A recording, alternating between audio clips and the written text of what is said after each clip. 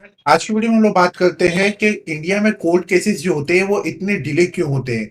आपने अगर कोई भी कोर्ट केस इंडिया में किया है तो आप ये जानते होंगे कि आपके केस में जस्टिस आने में या फिर जजमेंट आने में जो है कई सालों का वक्त लग जाता है। और अगर केसेस जो है सिविल इन नेचर है, मीन सिविल कोर्ट के मामले हैं, तो उसमें कम से कम 10-10 साल 20-20 साल ऐसे निकल जाते हैं। तो ऐसा आखिर क्यों होता है? देखिए, इसके जो है काफ़ी सारे रीजंस होते हैं। सबसे पहला जो रीज़न होता है वो ये होता है कि एक दिन में जो है एक कोर्ट में ऑन एन एवरेज 100 के अंदर में जो है केसेस फाइल होते हैं। तो जिस डेट में आपका केस फाइल हो रहा है उसके साथ में और भी कई सारे केसेस फाइल होते हैं, प्लस लाखों की और करोड़ों की जो केस की पेंडेंसी है वो भी रहती है। तो इसकी वजह से आपको जो डेट मिलती है वो आने वाले कई महीनों बाद की मिलती है, 4 महीने 6 महीने, डिपेंड करता है। इसी हिसाब से जो है आपको डेट मिलती है।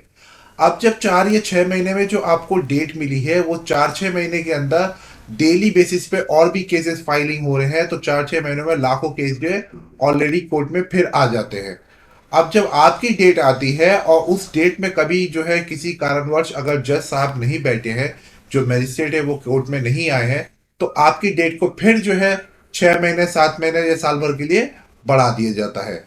अब जो आपकी डेट फिर बढ़ी है तो फिर और भी जो है केसेस, ऑलरेडी न्यू केसेस जो है रजिस्टर्ड हो रहे हैं और पुराने केसेस ऑलरेडी पेंडिंग है। इसकी वजह से क्या है, आपके डिले हो रहा है। और अब जब आपकी डेट आई तो कभी कभी क्या होता है, कोर्ट में किसी एडवोकेट की जो है डेथ हो गई तो इसलिए जो है कोर्ट वर्क को रोक दिया जाता है।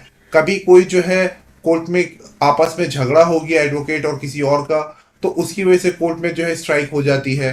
या फिर जो है कोई ऐसी सिचुएशन आ गई, कोई ऐसे पब्लिक हॉलीडे बना दिया, डिक्लेयर कर दिया गया है जिसकी वजह से जो छुट्टी हो गई, तो उसमें क्या होगा, आपकी फिर जो है डेट उस दिन की कैंसिल होके फिर उसमें डेट पड़ जाएगी और फिर वो जो है 5-6 महीने और डिले हो जाएगा। तो आप देख सकते हैं अगर 3 से 4 बार आपकी डेट जो है डिले हुई तो आपके 2 साल ऐसे ही निकल जाता है। और ऐसे ही करते करते आपकी डेट्स जो होती हैं डिले होती है। ज़्यादातर जो है केसेस में जब डेट पड़ती है तो किसी भी कारणवश कभी जो है मजिस्ट्रेट साहब नहीं आते हैं, कभी जो है कंप्लेनेंट नहीं आ पाता है, कभी जो है उनका एडवोकेट नहीं आ पाता है, कभी जो है विटनेस है वो नहीं आ पाता, तो इसकी वजह से डेट्स जो है बढ़ती चली जाती है। और कभी कभी जो है एडवोकेट्स जो है टैक्टिक खेलने के लिए, केस को लंबा खींचने के लिए जो है ये सारी टेक्निक्स को अपनाते हैं। किसी कारणवश जो है वो डेट ले लेते हैं जिसकी वजह से जो है केस और लंबे खींचते हैं। तो इसमें लोग देखते हैं कि हमारी एक डेट या दो डेट मिस हुई है, लेकिन वो एक दो डेट के बीच में जो है आपका 1 साल 2 साल ऐसे समय निकल जाता है।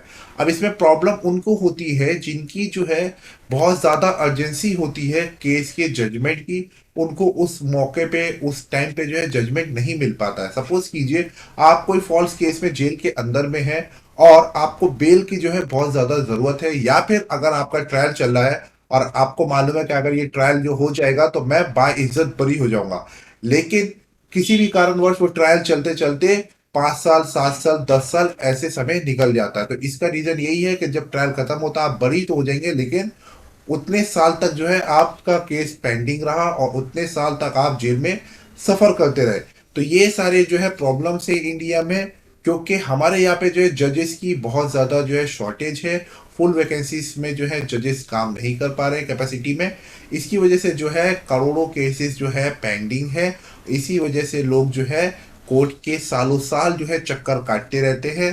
तो अगर आप कोर्ट में प्लान करते हैं कोई केस करना किसी के भी अगेंस्ट, तो आपको काफ़ी ज़्यादा पेशेंस के साथ में जो है उस केस को लड़ना पड़ेगा। और अगर आप पेशेंस के साथ उस केस को लड़ेंगे तो भले ही कितने भी साल लगे, लेकिन अगर आपका केस स्ट्रांग है तो आप जीतेंगे ज़रूर। तो इंडिया में अगर आप केस कोई भी फाइल करना चाहते हैं कोई भी मैटर में, तो आपको हमेशा ये एस्पेक्ट देखना पड़ेगा कि मेरा इतना साल का जो है टाइम, पैसा, एनर्जी, ये तीनों चीज जो है इन्वेस्ट होगी। तो इतना टाइम पैसा एनर्जी इन्वेस्ट करके ये केस को जीतना वर्थ इट है या नहीं है, ये आपको सोच के ही कैलकुलेट करके ही जो है केस को फाइलिंग करना पड़ेगा।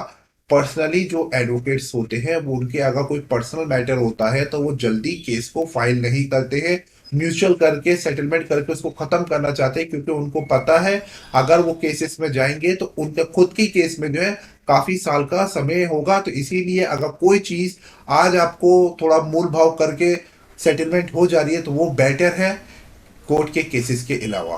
तो इसीलिए जो है अलग से जो है आज की डेट में बहुत सारे रिड्रेसल फोरम जो है, ट्राइब्यूनल्स जो है फॉर्म किए गए हैं, ताकि जो है कोर्ट के अलावा बाहर में भी जो है सेटलमेंट्स हो सके, और कोर्ट की जो केसेस की जो पेंडेंसी है, कोर्ट के ऊपर जो प्रेशर्स है वो जो है कम हो सके। क्योंकि अगर आप केस कोई जीत भी जाते हैं किसी कोर्ट में, तो उसको अपर कोर्ट में अगेंस्ट पार्टी चैलेंज कर सकता है, और फिर सालों तक मामला ऐसे ही खिंच सकता है। तो कोर्ट में केस करने से पहले आपको ये सारी नॉलेज होनी चाहिए, ये सारे जो है कैलकुलेशंस आपके दिमाग में होने चाहिए। अगर आपको जो है ये सारी चीज़ें पसंद है, आपको जो है लगता है कि नहीं मैं ये सारी चीज़ें फेस कर लूँगा और इतनी सारी चीज़ें फेस करना वर्थ इट है, तो आप खुशी खुशी केस कीजिए। और अगर आपको लगता है कि नहीं मैं जो है 1 साल बाद या 2 साल बाद और केस को कंटिन्यू नहीं कर पाऊंगा, तो आप दूसरे रास्ते पे, दूसरे ऑप्शन पे जाइए। अगर सेटलमेंट कहीं पे आपको मिलती है, तो आप सेटलमेंट करके केस को रफा दफा करके आगे बढ़िए। ये एक बहुत ही इंफॉर्मेटिव वीडियो था। अगर वीडियो अच्छा लगा, चैनल को सब्सक्राइब करें ताकि ऐसी इंफॉर्मेटिव वीडियो आपको मिलते रहे। प्लस अगर आपको कोई भी डाउट हो, तो आप मेरे को जो है कमेंट कर सकते हैं, और मैं आपके डाउट को जो है क्लियर करूंगा। आज के लिए thank you. Take care, have a nice day.